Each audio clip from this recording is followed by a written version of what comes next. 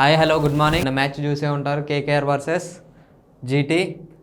ఈ వీడియోలో ఈ మ్యాచ్ గురించి అండ్ ఈరోజు జరగబోయే మ్యాచ్ గురించి ప్రివ్యూ మాట్లాడుకుందాం. ఫస్ట్ అయితే ఇందులో హైలైట్స్ వచ్చేసి కేకేఆర్ టాస్ గెలిచారు, మంచి చేజింగ్ తీసుకున్నారు, మంచి పిచ్, మంచిగా గ్రౌండ్, రన్స్ వస్తాయి అనుకున్నాం బట్ ఆ రన్స్ రాలేదు, ఆ విన్ కూడా అవ్వలేదు. జీటీ విషయంలో ఏం జరిగిందంటే వాళ్ళు టాస్ ఓడిపోయినా సరే మ్యాచ్ గెలిచారు. ఎలా అంటే శుభ్మన్ గిల్ చాలా అంటే చాలా బాగా స్టార్ట్ చేసిండు. సాయి సుదర్శన్ వాళ్ళ టీంలో మెయిన్ పిల్లర్స్ ముగ్గురు, బట్లర్, సాయి సుదర్శన్ అండ్ గిల్. వాళ్ళు ముగ్గురే నిన్న కూడా అదే చేశారు. సేమ్ ఫస్ట్ నుంచి వాళ్ళే ఆడుతున్నారు. నిన్న కూడా అదే జరిగింది. నిన్న వీడియో మీరు చూసుంటే మనం మాట్లాడుకున్నాం, వీళ్ళ ముగ్గురు వికెట్లు తీస్తేనే కేకేఆర్ గెలిచే ఛాన్సెస్ ఉంటుందని మాట్లాడుకున్నాం. అది జరగలేదు. ఒకళ్ళు పోయినా ఒకళ్ళు ఉంటారు. వాళ్ళ ముగ్గురు తీస్తేనే ఆ నెక్స్ట్ వచ్చే ప్లేయర్లని టెస్ట్ చేయగలుగుతారు. ఎందుకంటే ఇంతవరకు ఈ సీజన్లో అసలు వాళ్ళు ఆడలేదు కాబట్టి వాళ్ళ గేమ్ ప్లే అనేది బయటకు వచ్చింది. వాళ్ళు ఆడగలుగుతారా లేదా కూడా ముందు ముందు టోర్నమెంట్స్లో అర్థమై ఉండేది. అది జరగలేదు. 2 వికెట్లు సాయి సుదర్శన్, గిల్లు తీశారు. కానీ బట్లర్ అగ్రెసివ్గా ఆడిండు, చాలా అగ్రెసివ్గా ఆడిండు. నిన్న మాట్లాడుకుందాం. ఫస్ట్ అయితే గిల్లు, సుదర్శన్ స్టార్ట్ చేశారు మంచిగా. అసలు ఒక్క షాట్ కూడా రిస్క్ తీసుకొని కొట్టినట్టు అనిపించలేదు. సాయి సుదర్శన్ అయితే మంచిగా 50 కంప్లీట్ చేసుకుంటూ ఈ సీజన్లో 2 మ్యాచెస్ ఆడలేదు, అంటే మిగతా మ్యాచెస్ అన్నీ ఆడుతూనే ఉండు, 50+ స్కోర్ చేస్తూనే ఉండు. 400 రన్స్ ప్లస్ కొట్టిండు. ఆరెంజ్ క్యాప్ హోల్డర్ ఇప్పుడు సాయి సుదర్శన్. గిల్లు విషయానికి వచ్చేసి కేకేఆర్ మీద ఇంతవరకు ఒక హాఫ్ సెంచరీ కూడా లేదు గిల్లుకి. నిన్న అది కూడా కంప్లీట్ అయింది. 90 రన్స్ కొట్టిండు. ఫస్ట్ ఒక 65-70 రన్స్ నాకు అంత కన్విన్సింగ్ అనిపించలే. రన్ రేట్ అయినా సరే స్లోగా ఆడుతుండే అనిపించింది. బట్ ఆ లాస్ట్ 20-25 రన్స్ మాత్రం చాలా అంటే చాలా బాగా ఆడిండు. ఆ షాట్ సెలక్షన్ అయినా బాగా క్లియర్ మైండ్తో ఆడిండు. 90కి ఫాస్ట్గా వచ్చేసిండు. 54 బాల్స్లో సంథింగ్ 50+ బాల్స్లో వచ్చేసిండు 90కి. 100 కొడతాడేమో గిల్లు నుంచి సెంచరీ చూసి చాలా రోజులు అవుతుంది ఐపీఎల్లో. అది నిన్న నెరవేరిద్దేమో అనుకున్నాం కానీ అది జరగలేదు. ఓకే, చాలా బాగా ఆడిండు. 90 రన్స్ వాళ్ళు కొట్టిన 190, 180, అందులో 90 రన్స్ గిల్లువే జరిగినాయి. 190 రన్స్ కొట్టారు. బాగానే ఆడారు అనిపించింది నిన్నైతే. జీటీ ఫస్ట్ నుంచి కూడా ఆ టేబుల్ టాప్లోనే ఉన్నారు. ఇప్పుడు కూడా టేబుల్ టాప్లోనే నిన్న గెలిచారు. టాస్ ఓడిపోయినా సరే మ్యాచ్ గెలిచారు. కేకేఆర్ విషయానికి వస్తే ఏం జరిగిందంటే బౌలింగ్ ఓకే బాగానే వేశారు. ఒకళ్ళు కాకపోయినా ఒకళ్ళు వికెట్లు తీసుకోకపోయినా రన్ రేట్ తగ్గించడానికి వాళ్ళకున్న మిస్టరీ స్పిన్నర్స్ ఇద్దరు ఓకే బాగా వేశారు. బట్ బ్యాటింగ్ విషయానికి వస్తే రహానే తప్ప ఎవ్వరూ ఆ అగ్రెసివ్గా ఆడినట్టు నాకు కనిపించలేదు. ఎందుకంటే రహానే ఒక్కడే 50 రన్స్ కొట్టాడు. మిగతా వాళ్ళందరూ చాలా అంటే చాలా స్లోగా ఆడారు. ఓపెనర్స్ నుంచి కూడా పార్ట్నర్షిప్ రాలేదు. పవర్ ప్లేలోనే వికెట్ పడింది. నెక్స్ట్ రింకు, రస్యల్ వాళ్ళిద్దరి నుంచి అసలు ఈ సీజన్లో రన్సే లేవు. అండ్ రష్యల్ నుంచి వికెట్స్ వస్తున్నా సరే మరి బౌలింగ్ వేయించట్లేదు. అది ఎందుకో మనకి తెలీదు. రష్యల్ వేసిండు ఒక 40, ఈ సీజన్ మొత్తంలో 45 బాల్స్ వేసిండంట. 45 బాల్స్లో వేసినప్పుడు వికెట్ వస్తుంది మంచిగా. లాస్ట్ మ్యాచ్లో అయినా ఈ మ్యాచ్లో అయినా రింకు రష్యల్ మంచిగా వేస్తుండు.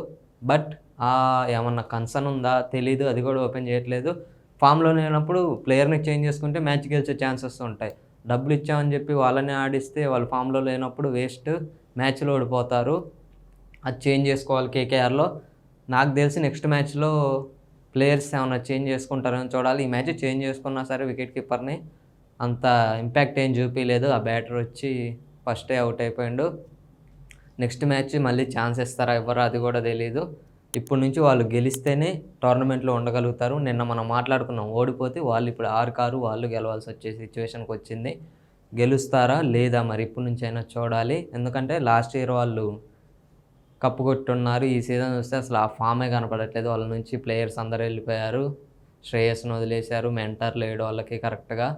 అది వాళ్ళకి మైనస్ అవుతుంది. ఈ సీజన్ వాళ్ళు ఎలా పర్ఫామ్ చేస్తారు, ఇప్పటి నుంచి ఎలా పర్ఫామ్ చేస్తారు అనేది చూడాలి.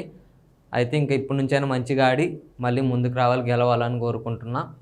ఇందులో అయితే నాకు గిల్లు లాస్ట్ ఆడిన 20 రన్సే చాలా బాగా నచ్చింది.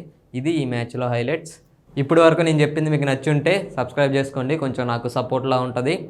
నెక్స్ట్ మ్యాచ్ వచ్చేసి ఈరోజు ఈవినింగ్ జరగబోయే మ్యాచ్ ఢిల్లీ వర్సెస్ ఎల్ఎస్జీ.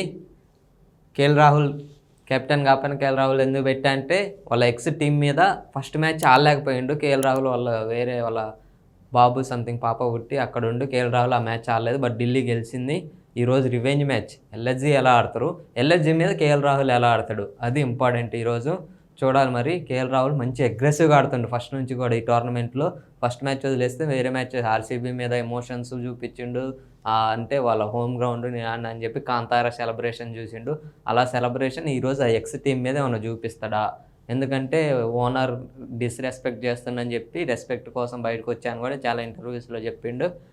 ఇప్పుడు దాన్ని రివెంజ్ ఏమన్నా తీర్చుకుంటాడా, అగ్రెసివ్గా ఆడతాడా లేదా చూడాలి కేఎల్ రాహుల్.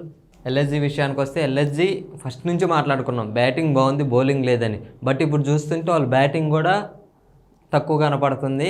ఎందుకంటే వాళ్ళ దాంట్లో కూడా సేమ్ జీటీలో ఉన్నట్టే సేమ్ 3 ప్లేయర్స్ వాళ్ళే ఆడుతున్నాం, పురాణ్ మార్ష్ వీళ్ళే.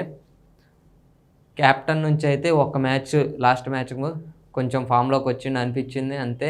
50 రన్స్ ఈ సీజన్ మొత్తంలో 50 రన్స్ కొట్టిండు, మళ్ళీ ఆ తర్వాత లో అయిపోయిండు. చూడాలి మరి నెక్స్ట్ మ్యాచ్. లాస్ట్ మ్యాచ్ అయితే అసలు ఆర్ఆర్ మీద కన్విన్సింగ్ మ్యాచే కాదు, గెలిచి వాళ్ళు మంచిగా ఆడలేదు కాబట్టి ఆర్ఆర్ వీళ్ళు గెలిచారు తప్ప వీళ్ళదేం లేదు అందులో. వీళ్ళు మంచి బౌలింగ్ కూడా ఏం కనపడలేదు నాకైతే. ఇప్పుడు అసలు మ్యాచ్ వీళ్ళు గెలవాలి. ఇప్పటి నుంచి వీళ్ళు ఓడిపోవడం స్టార్ట్ అయినా సరే మళ్ళీ ఆ టేబుల్లో కిందకి వచ్చే సిచ్యువేషన్స్ వస్తాయి. వాళ్ళకి బ్యాటింగ్లో పురాణ్ మార్ష్ వాళ్ళిద్దరే ఆ ఆరెంజ్ క్యాప్ లీడర్లో కూడా వాళ్ళే ఉన్నారు. క్యాప్టెన్ నుంచి రన్స్ వస్తేనే మ్యాచ్ టేబుల్ టాప్లో ఉండటానికి ఛాన్సెస్ ఉంటాయి.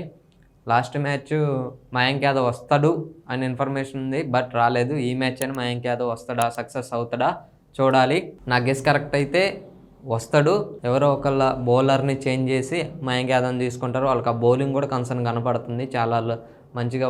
ఒకళ్ళిద్దరు దిగ్వేష్ బాగా వేస్తుండు, దిగ్వేష్ ఆ రన్స్ ఆపగలుగుతుండు. ఎంఐకి బూమ్రా ఎట్లయితే వచ్చి రన్స్ ఆపగలుగుతుండో వికెట్లు కూడా తీసుకున్నట్టు దిగ్వేష్ వస్తుండు, మంచిగా ఆ మిస్టరీ చూపిస్తుండు, చాలా బాగా వేస్తుండు. బ్యాటింగ్లో పంత్ ఫామ్లోకి వస్తే వాళ్ళు బాగా ఆడడానికి ఛాన్సెస్ ఉంటాయని నేను అనుకుంటున్నా. వీళ్ళకైతే అందరు ఫామ్లోనే ఉన్నారు. ఒక కెప్టెన్ అక్షర్ పటేల్ తప్ప, అక్షర్ పటేల్కి వికెట్లు రాలే, బౌలింగ్ మంచిగా వేయట్లేదని వికెట్లు లేవు, ఎక్కువ వికెట్స్ లేవు. నాకు తెలిసి అక్షర్ పటేల్ ఫామ్లోకి వచ్చేస్తే వాళ్ళ దాంట్లో చైనా మెల్మర్, కుల్దీప్ వీళ్ళందరూ ఫామ్లోనే ఉన్నారు. బ్యాటింగ్కి అయితే జేక్ ఫ్రేజర్ మెగా అతను ఒక్కడే మంచిగా ఆడలేదు ఈ సీజను. ఉంటారు ఈ మ్యాచ్లో. లాస్ట్ మ్యాచ్ వాళ్ళు ఇద్దరూ లేరు, ఈ మ్యాచ్ అయినా ఉంటారా? ఎందుకంటే లాస్ట్ సీజన్ మనం చూసాం జేక్ ఫ్రేజర్ మెగా ఎంత విధ్వంసం చేశాడో.